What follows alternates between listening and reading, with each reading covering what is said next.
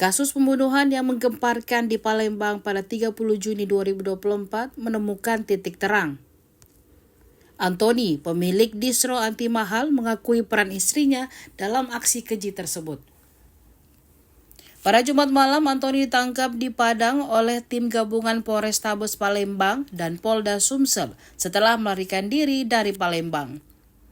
Pelaku utama tersebut mengungkapkan bahwa ia menyuruh istrinya untuk membeli semen guna mengecor jasad korban, Anton Eka Saputra, 25 tahun, seorang karyawan koperasi. Anton dan istrinya ditangkap di Provinsi Sumatera Barat dan kini dalam perjalanan kembali ke Palembang untuk proses hukum lebih lanjut. Kapolres Tabes Palembang, Kombes Pol Haryo Sugihartono menegaskan bahwa kasus ini akan segera digelar untuk pelaku utama serta rekan-rekannya yang terlibat dalam pembunuhan tersebut. Antoni yang sebelumnya terlibat dalam perselisihan terkait utang 10 juta rupiah dengan korban mengakui perbuatan kejinya itu.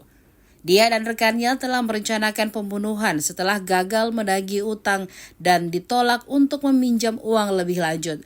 Polisi juga telah menangkap salah satu pelaku lainnya di Batam yang turut membantu dalam eksekusi korban.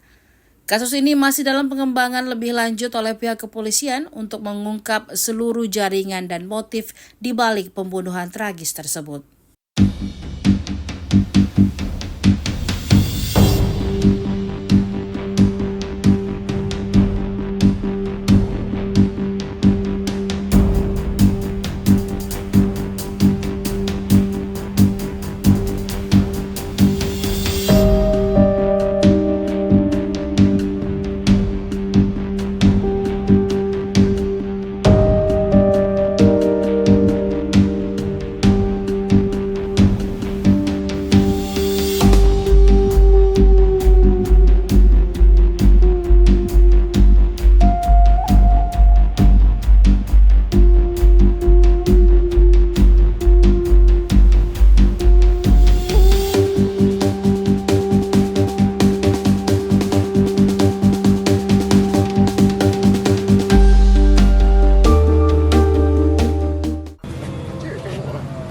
Ada yang PNS di Pariaman, cewek.